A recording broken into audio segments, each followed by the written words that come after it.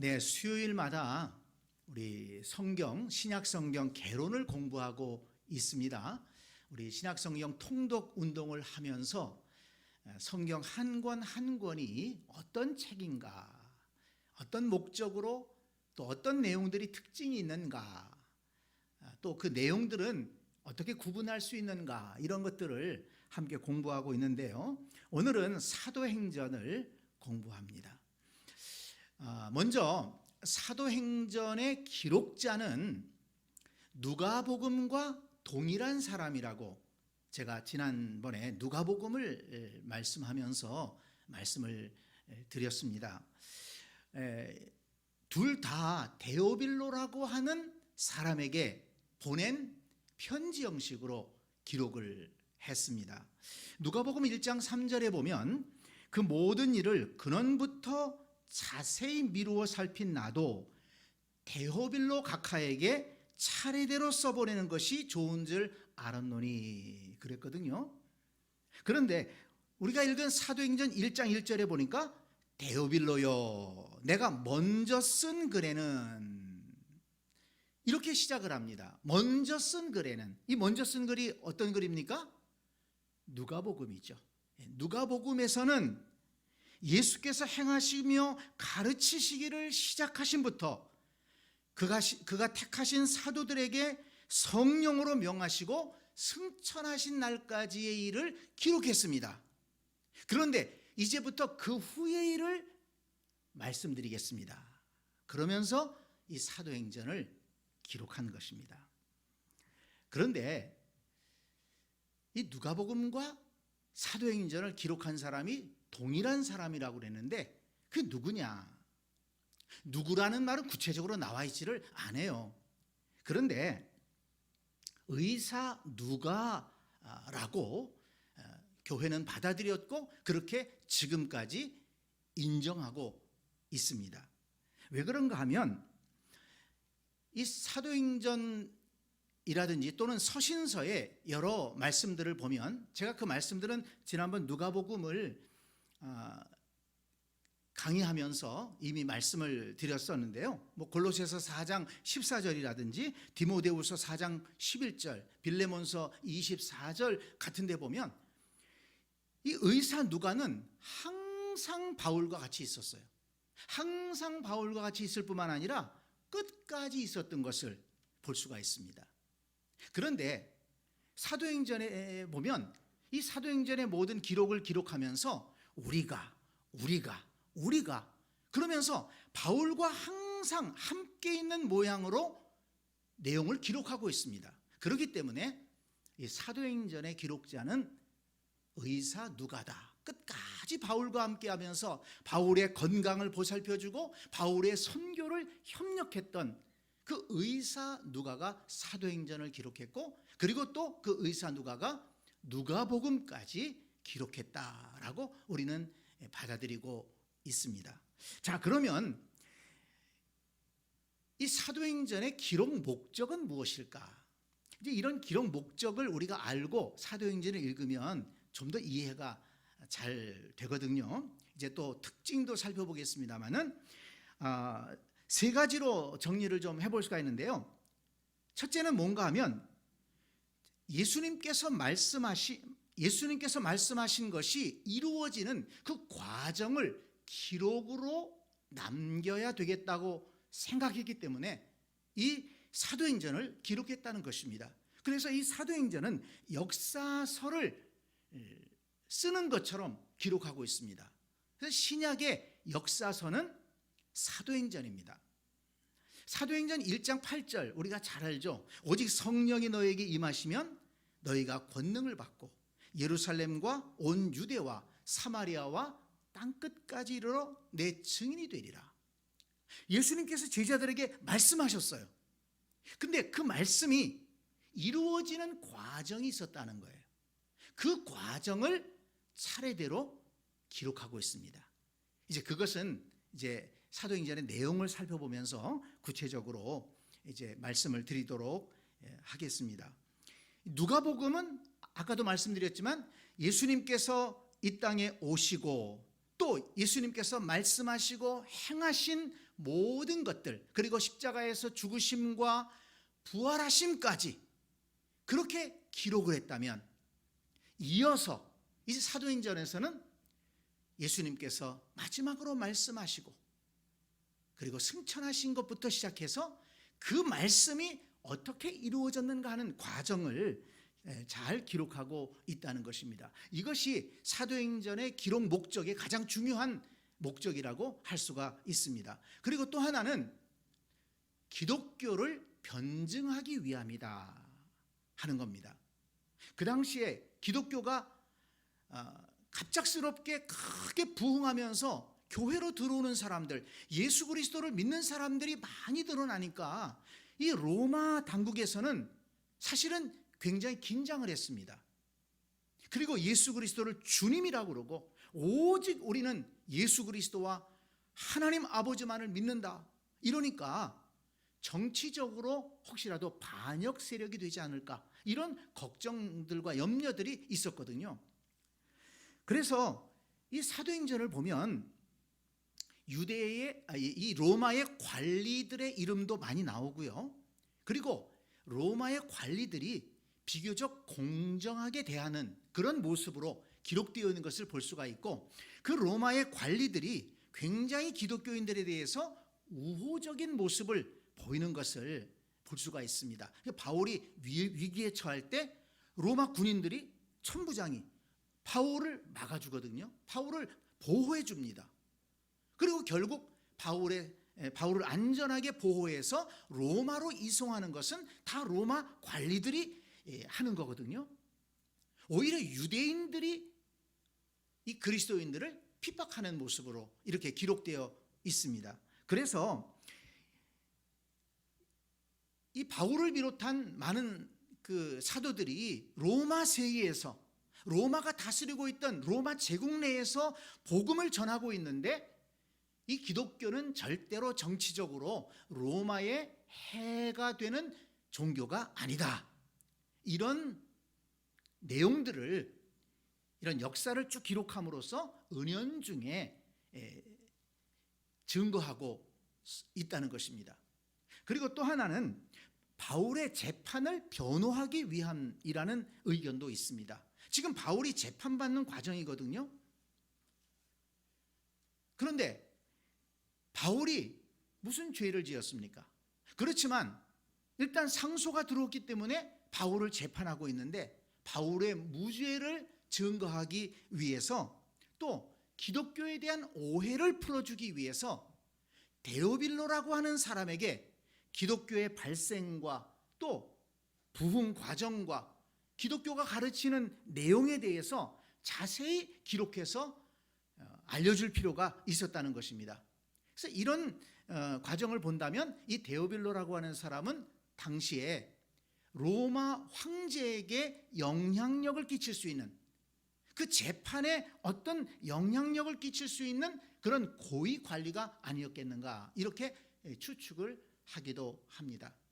그래서 이렇게 예수님의 그 말씀, 오직 성령이 너에게 임하시면 너희가 권능을 받고 예루살렘과 온 유대와 사마리아와 땅끝까지 이르리라, 이 말씀이 이루어지는 과정을 역사적으로 기록하기 위해서 사도행전을 기록했다. 그리고 또 기독교를 변증하기 위해서, 또 바울이 재판받고 있는 바울을 변호하기 위해서 사도행전을 기록했다. 그렇게 우리가 이해를 할 수가 있습니다. 자, 그 다음에 이 사도행전의 특징을 좀 살펴볼 텐데요. 이 사도행전을 읽으면서 우리는 이 초대교회의 모습을, 기독교 초기의 그 성도들의 모습과 모든 교회의 모습을 우리는 알 수 있습니다. 그 초대 기독교의 모습을 알려주는 유일한 책이라고 해도 과언이 아닙니다. 교회가 어떻게 시작되었고 어떻게 부흥되었고, 또 그리스도인들이 어떻게 모임을 가졌는가, 그들이 날마다 모이기를 힘쓰고 모여서 떡을 떼고 또 사도들의 말씀을 듣고 또 함께 열심으로 기도하고, 또 핍박을 받을 때 그들이 어떻게 대처하고 정말 용기 있게 신앙을 지켜낸 그런 모습들, 또 그리스도인이라고 지금 우리가 불려지고 있는데 그리스도인이라는 이름이 어떻게 해서 얻게 됐는가, 이런 것들도 우리가 이 사도행전을 통해서 알 수가 있고요. 이 세계 선교가 어디에서부터 어떻게 시작되었는지, 어떻게 확장되기를 시작했는지, 또 그 세계 선교가 확장되면서 여러 교회들이 생기면서 또 어떤 문제들이 생겼는지, 이런 것들을 우리는 사도행전을 통해서 알 수가 있습니다. 그래서 이제 우리가 후에 이제 서신서들을 보잖아요. 사도행전 다음에 로마서, 또 갈라디아서, 고린도 전후서, 이렇게 서신서들을 보는데 이 사도행전의 역사를 잘 모르면 그 서신서들을 사실은 제대로 이해할 수가 없습니다.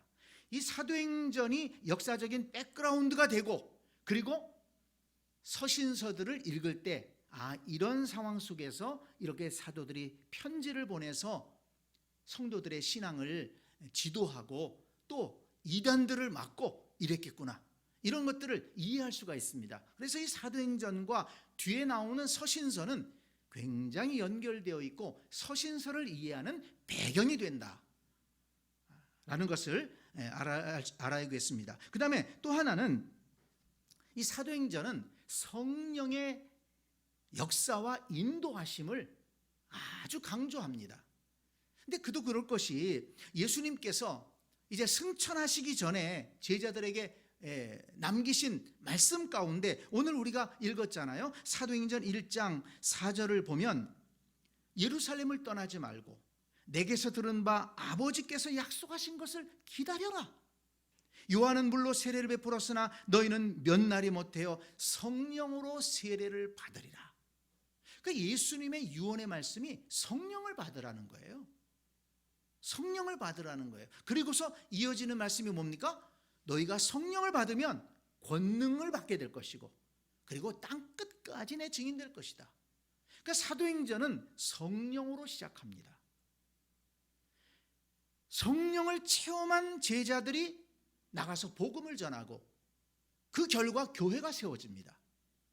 그리고 성령께서 사도들이 가는 곳에 역사하셔서 병자들도 고치고 때로는 죽은 자들도 일으키고, 성령께서 사도들의 발걸음을 인도하셔서 이 복음에 전파되는 것들을 이끌어 가시는 것을 볼 수가 있습니다. 그러니까 사도들이 이끌어 가는 게 아니라 성령께서 이끌어 가십니다. 그래서 이 사도행전은 성령행전이다, 이렇게 불려지고 있습니다. 성령의 역사를 기록하고 있는 책이다. 그래서 이 복음서는 예수님께서 이 지상에 오셔서, 이 땅에 오셔서 행하신 일들을 기록한 책이라고 한다면, 이 사도행전은 예수님이 승천하셔서 성령을 보내시고 성령을 통해서 이 땅에서 이루신 사건들을 기록한 책이다, 이렇게 이해할 수 있습니다. 자, 그 다음에 세 번째 사도행전의 특징은 뭔가 하면 기독교의 교리를 잘 알려주고 있습니다. 이 사도행전을 읽으셨을 텐데요, 사도행전을 읽으시면서 이것을 좀 느끼셨는지 모르겠지만, 사도행전에는 12번의 설교 내용이 나옵니다. 베드로의 설교가 4번 나오고요, 바울의 설교가 6번 나옵니다. 그리고 또 야고보, 또 스데반의 설교가 1번씩 나오고 있습니다. 그런데 이 설교의 내용들을 보면 그 당시에 사도들이 전했던 복음이 무엇이며 초대교회가 믿었던 그 신앙의 교리가 무엇인지, 초대교회가 가르쳤던 교리가 무엇인지를 알 수가 있는 거예요. 예수 그리스도는 하나님께서 우리를 구원하시기 위해서 보내신 주님이시다, 메시아이시다. 십자가에 못 박힌 예수 그리스도가 부활하셨고 그분이 우리의 생명의 주인이 되셨다. 이것이 복음의 내용이었습니다. 사실 그것이 기독교 복음의 핵심 아니겠습니까? 이렇게 베드로와 바울과 여러 사도들의 설교와 가르침의 내용을 통해서 우리는 기독교 복음의 기본적인 내용들, 교리들을 깨달아 알 수가 있습니다. 자, 그 다음에 네 번째는 이 사도행전을 보면 사도행전이라고 그랬지만은 12사도의 행적을 다 기록한 게 아니에요. 보면 베드로와 바울을 중심해서 기록한 것을 볼 수가 있습니다. 1장부터 12장까지는 베드로를 중심해서 기록하고 있고 13장부터 28장까지는 바울을 중심해서 기록하고 있어요. 사도행전이라고 그랬는데 왜 두 사람에게만 포커스를 맞췄을까? 이 12사도의 활동을 다 기록했다면 사실 어마어마한 분량이 될 것입니다. 그래서 베드로는 유대인들을 향한 복음 전도자의 대표자로서 기록을 했고, 바울은 이방인을 향한 복음 전도자로서 대표자로서 그렇게 기록을 했다고 볼 수가 있습니다. 유대인을 위한 복음이요 또한 모든 세계 사람들을 위한 복음이다. 이것을 강조하기 위해서 유대인을 향한 대표적인 사역자 베드로, 물론 베드로가 유대인에게만 복음 전하지는 않았어요. 베드로도 이방인에게도 복음을 전했습니다마는 또 바울도 마찬가지죠. 그래서 유대인과 이방인을 향한 전 세계 민족을 향한 이 복음이다. 이것을 강조하기 위해서 이렇게 기록했다라고 볼 수가 있습니다. 이런 사도행전의 기록 목적과 특징들을 알고서 사도행전을 읽으면 훨씬 더 사도행전을 이해하기가 좋을 겁니다. 자, 그러면 사도행전의 내용은 어떻게 되느냐? 이걸 뭐 다 살펴볼 수는 없고요. 전체적인 구도를 우리 머릿속에 넣어두면 좋습니다. 사도행전은 28장이죠. 그것을 네 부분으로 나눌 수가 있어요. 근데 그 네 부분은 어떻게 나눌 수 있느냐? 사도행전 1장 8절의 말씀에 따라서 나눌 수가 있습니다.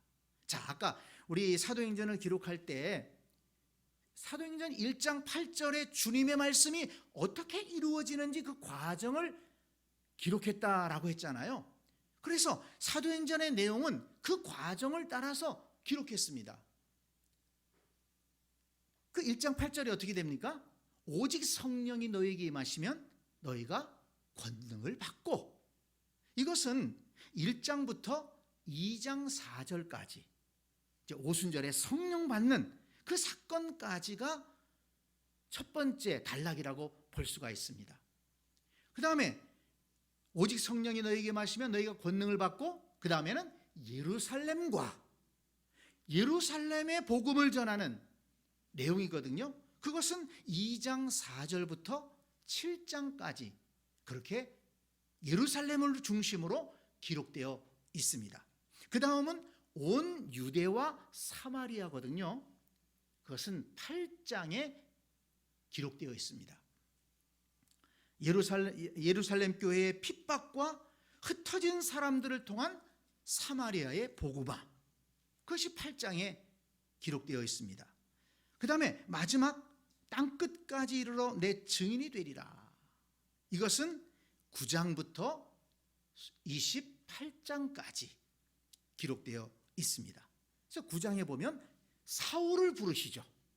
세계 선교를 위해서 한 사람을 부르시는데 사울을 부르시는 거예요. 사울이 회개하고, 그 다음에 고넬료의 가정을 복음화시킵니다. 그래서 이방인 백부장의 가정을 복음화시킴으로 인해서 베드로가 가지고 있던, 특히 유대인 사역자들이 가지고 있던 그 고정관념을 깨는 겁니다.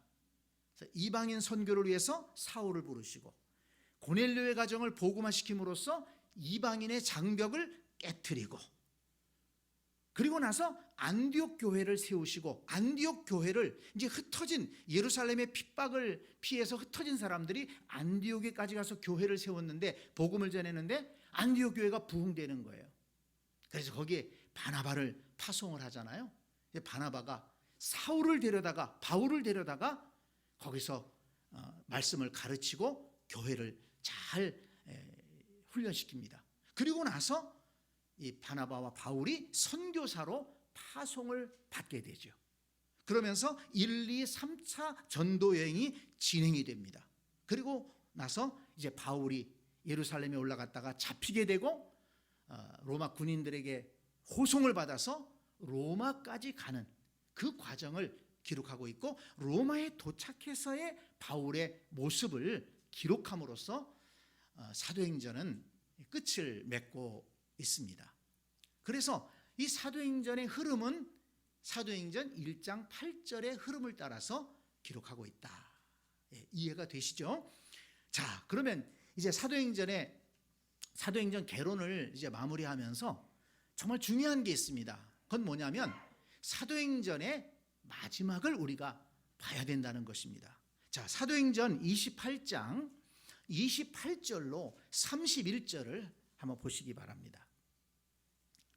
사도행전 28장 28절로 31절 맨 마지막 부분인데요. 그런즉 하나님의 이 구원이 이방인에게로 보내진 줄 알라. 그들은 그것을 들으리라 하더라. 바울이 온 이태를 자기 셋집에 머무르면서 자기에게 오는 사람을 다 영접하고 하나님의 나라를 전파하며 주 예수 그리스도에 관한 모든 것을 담대하게 거침없이 가르치더라 그랬습니다. 자, 여기 두 가지 내용을 볼 수가 있는데, 이 구원이 이방인에게로 보내진 줄 알라. 그들은 그것을 들으리라. 바울이 자기를 찾아오는 사람들에게 그렇게 가르쳤습니다. 그러면서 이 바울은 하나님의 나라를 전파하고 주 예수 그리스도에 관한 것을 거침없이 담대하게 가르쳤다는 것입니다. 그리고 끝나요. 이 말씀으로 사도행전은 끝납니다. 어떤 결말이 없어요. 그 다음에 뭐 바울이 어떻게 됐다든지 뭐 이런 내용들이 없어요. 로마에 구금되어 있으면서 자기를 찾아오는 사람들에게 바울이 복음을 거침없이 담대하게 전했다는 내용으로 그냥 뚝 끝나고 있어요. 여러분, 이게 뭘 말해줍니까? 사도행전은 끝나지 않았다는 것입니다. 사도행전은 계속되어야 된다는 것을 보여주는 것입니다. 그 당시에 로마는 세계의 중심이었습니다. 모든 길은 로마로 통한다. 바울이 로마로 가려고 했던 이유가 그것이었습니다. 바울은 로마에 가서 로마에서 복음을 전하고 로마의 교회를 세우고 로마의 사람들을 훈련시킴으로 말미암아 그 로마에서 뻗어나가는 그 로마 제국의 모든 길을 통해서 복음이 땅끝까지 전해질 것을 기대했던 것입니다. 그래서 바울은 로마로 가기를 원했고, 죄수의 몸이 일부러 죄수의 몸이 되어서 사실 로마까지 간 것입니다. 바울은 이 복음이 땅끝까지 전해지기를 소망하면서 로마에 가서 복음을 전했고, 바울이 힘있게 복음을 전하는 모습으로 사도행전은 끝맺고 있다. 그 후에는 바울이 기대했던 것처럼 로마의 모든 길을 통해서 복음이 세계로 전파되기를 시작했습니다. 여러분, 그 복음의 전파는 아직까지 끝나지 않았습니다. 사도행전은 아직까지 끝나지 않았다는 거예요. 바울이 로마에 가서부터 시작했던 그 세계 복음화의 시작은 끝나지 않았다는 것입니다. 지금도 세계 도처에서 땅끝까지 복음을 전하기 위해서 복음을 전하는 수많은 선교사들이 있다는 것입니다. 그리고 오늘 우리 시대에도 우리나라에도 아직 예수 그리스도를 믿지 않은 사람들에게 복음을 전하기 위해서 애쓰는 주의 종들이 얼마나 많은지 모릅니다. 그런데 우리가 이 말씀을 마무리하면서 한 가지 우리가 기억해야 될 말씀이 있는데요. 마태복음 24장 14절입니다. 마태복음 24장 14절 말씀. 이 천국 복음이 모든 민족에게 증언되기 위하여 온 세상에 전파되리니 그제야 끝이 오리라. 예수님께서 땅끝까지 이르러 내 증인이 되리라, 이렇게 말씀하셨는데, 정말 그 복음이 땅끝까지 전파될 때, 모든 민족에게 전파될 때 주님의 재림이 있고 이 세상에 끝이 올 것이다. 예수님은 그렇게 말씀하셨습니다. 그렇기 때문에 오늘날 우리가 이 사도 바울의 뒤를 이어서 사도행전을 계속 써나가야 되는데, 그 이유가 무엇입니까? 주님의 재림을 준비하는 것이다. 그리고 또 주님의 말씀에 순종하는 것이다. 예루살렘, 온 유대와 사마리아, 그리고 땅끝까지 복음이 전파될 것이다. 이 말씀에 순종하기 위해서 우리는 성령을 받고 능력받기 위해서 기도해야 되고, 그 능력을 힘입어서 땅끝까지 복음을 전하기 위해서 우리는 힘써야 된다라는 것을 우리가 깨달을 수가 있습니다. 그래서 사도행전을 읽으면서 그냥 사도들이 어떻게 성령을 받았다더라, 초대교회가 어떻게 세워졌다, 또는 바울이 어떻게 했다, 이것으로 끝난다면 의미가 없는 것입니다. 이 사도행전에서 이어진 이 말씀의 흐름이 지금 2000년 동안 우리 신앙의 선배들을 통해서 이어져 왔고, 그리고 그것이 우리들에게까지 왔습니다.